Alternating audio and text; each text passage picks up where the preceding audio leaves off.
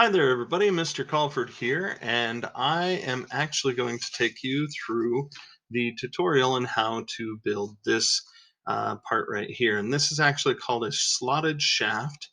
And up on top here, you're going to notice that I've named this slotted shaft, and then I put an underscore and then my last name. Now, this is what yours should look like when you're all finished and done. But I'm just going to go ahead and guide you through step by step for these instructions.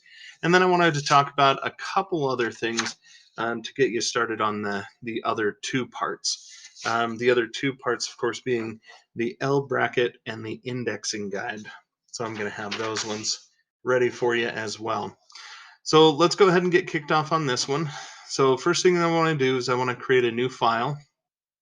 I'm just going to come over here to new design. So now I've got my untitled new design here. And the first thing that I want to do is I want to go over to document settings. And I know I talked about the units being in inches and defaulted to inches. But for this assignment, just this one, we're going to go ahead and change this to metric. And so I'm going to change it from inches to millimeters and then hit OK. Now, I don't want to mark this as a default because I'm not going to be using the default nearly as much as I will the inches as my default in the future. So now that I've got this saved, or rather opened, and my document settings changed, I'm going to go ahead and save it now. So I'm going to save this under my location with my last name in here. And then I want to save this as the slotted shaft, or just slotted shaft. Oops. Underscore. Can't quite seem to get it. There we go. And then your last name, just my last name's Colford, whatever your last name is, go ahead and put it there and then click save. Okay, now that I have this saved, throughout my design, if the program decides to freeze up and shut down, at least I'll have a starting point somewhere. I won't have to go back quite as far as I would if I didn't have it saved. All right, so the first thing that I wanted to do is I want to create the base right here. And the base is pretty simple. It's just a rectangle. So I'm going to go ahead and add this rectangle. I'm going to extrude it. And then I wanted to add the cylinder here. And then I'm going to cut another cylinder through the middle here. I'm going to add a hole to the part. And then I'm going to create a slot that meets that hole right there. So let's go ahead and start on our base. And I'm going to go ahead and choose, whoops, not that. I'm going to choose create sketch. And I want to choose the bottom for my creating of this sketch. And then I'm going to go ahead and grab my 2-point rectangle tool right here. And again, I'm going to just go ahead and select the origin here. And I'll go ahead and drag that up. My dimensions should be 50 tall and 75 wide. So I'm going to type in 50 and then hit my tab key and type in 75, and then I'll hit enter. And that gives me this rectangle shape here. Now there's really nothing that I need to do more on this right now. So I'm just going to go ahead and finish my sketch. And there we go. I've got my my planar 3-dimensional shape. And so now I'm going to go to extrude. I'm going to click on extrude. And really all my pieces are in place. This is pretty simple. So I'm just going to go ahead and type in the thickness of my part, which is going to be 15, I believe. Yep, 15 millimeters. There we go. 15, and then I hit enter, and now I've got a block.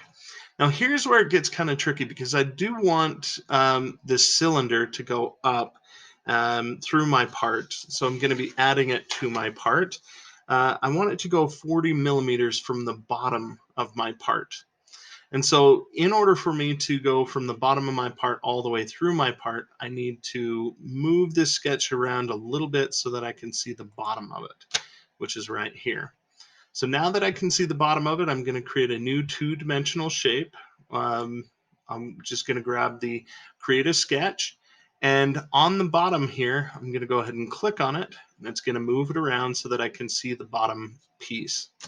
Now this part's pretty simple. I'm just going to grab my circle tool here. I'm gonna hover over this one line right here, the side, and until I see that center triangle pop up. And once I see that, I'm gonna click, and then I'm gonna drag it out to the edge here and click again. And that's it. I'm done. I'll go ahead and finish my sketch. And again, it will rotate it around. And now I want to go ahead and extrude this one. So this program's a little bit different from Inventor in that before this showed up as the same shape, but now it's actually showing up as two different shapes. So I'm going to keep it here temporarily. I want to grab my extrude tool. And this time I'm going to select this one and this one. So now it identifies that as being a whole part. Now you'll notice that the arrow is pointing down. That means that it's going to extrude it out to that one side. Well, I don't want it to extrude out. I want it to extrude the opposite direction. And so instead of typing in 40 and having it go out the bottom, I want to type in -40, which means that it's going to go out the top. Now, whenever I do this, my extrude tool is automatically going to look at what I have here, and it's going to assume that I want to cut this piece out. Well, most of the time I am going to cut it out, but for this instance, I'm not going to cut it, I'm going to join it. So I want to change my operation from cut to join, and then I'll go ahead and click OK, and now I have those two pieces joined together just like that. Okay, the next thing I want to do is I want to go ahead and put a cylinder or cut another cylinder in the middle of this one. So again, I'm going to come over here to create sketch. I'm going to select the top part of my object. It's going to automatically rotate around to fit just that surface. And then I'm going to go ahead and grab my circle and align it with the middle of my other circle. This means that my two circles now are going to be concentric. So once it has that selected, I'm going to go ahead and click and drag it out. And I want to go ahead and make this circle. I believe I want to make this 30 millimeters. So I'm going to type in 30 and hit enter. And there we go. Now I'm finished with that one. So I'm going to hit finish sketch. And then I want to grab my extrude tool again. I'm going to go ahead and click on this one. And again, it's going to assume that it's adding material. I don't want it to add. This time I could type in a negative number, but instead I want to change my distance to all. And once I do that, it's going to assume that it's going to go a different direction. So right now it has this little error on there because it doesn't know where the next surface is. And so what I want to do now is hit this flip, and it's going to flip it around, and it's going to go to it's going to go through all of my pieces that are there, because it essentially has to go through this block and this cylinder. So once I've got that in place, I'm going to go ahead and hit OK, and now I have a hole going through the center of my cylinder at the top.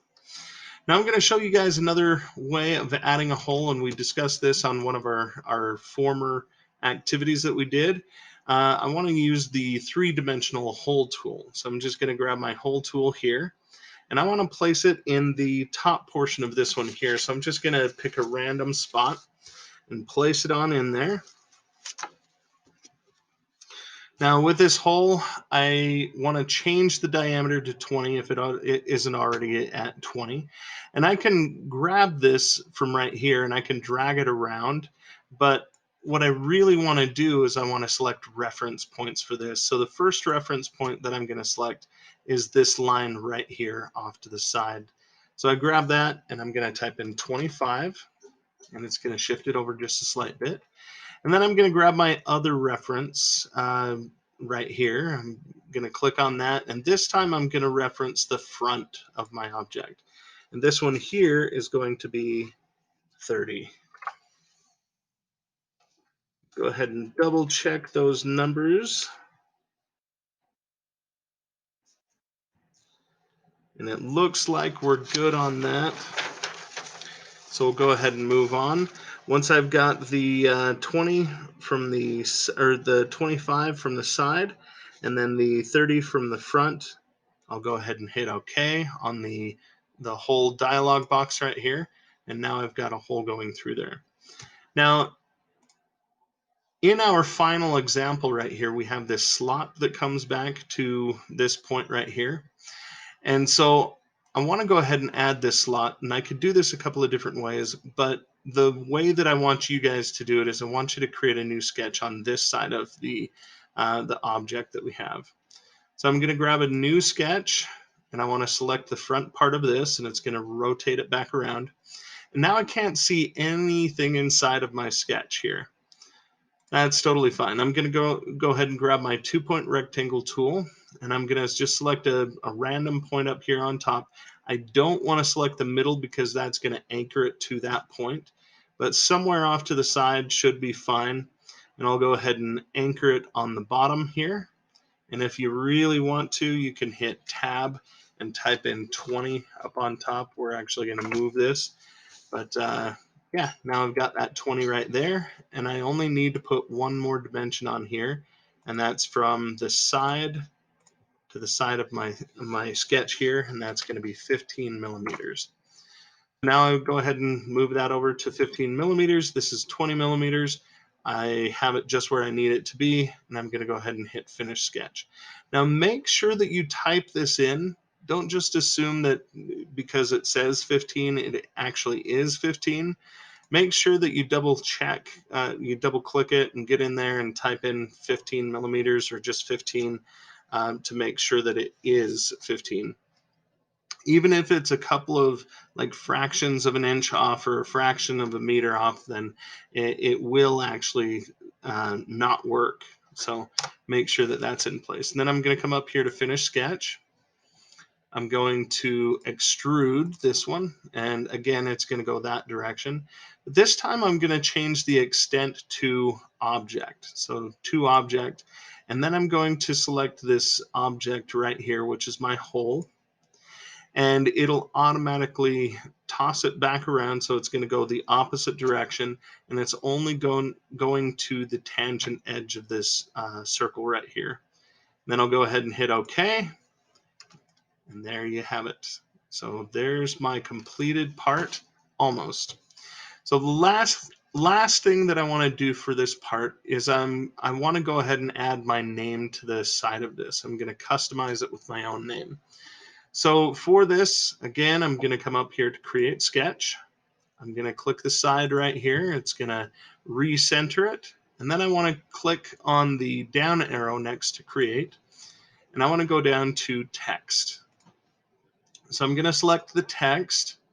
I'm going to just click randomly in here somewhere, and I want to go ahead and type my name. So my name is Mr. Colford.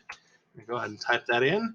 And now I want to change the font from Arial to Copperplate Gothic Bold, which is right here. Copperplate Gothic Bold. Now, increasing it to that, it's going to push it just outside of my part. So I also want to decrease the height of it from 10 to 8. And there we go. Now that I've got that in place, I'm going to go ahead and grab my little mover tool thing here. I'm going to move it and try to center it to the center of my leg that's coming out here. And then I'll go ahead and hit OK and Finish Sketch. There we go. Now here's the next part. What I want you guys to do is I want you to extrude your name or extrude cut your name into the part by 1 millimeter. And so the first thing that I need you to do is make sure that you've selected your text. If you haven't selected it, it's going to just show up like that. So I want you to select your text first and then come up here to extrude. And this is going to say that we're extruding it out this direction. I want you to go the opposite direction, so just type in -1,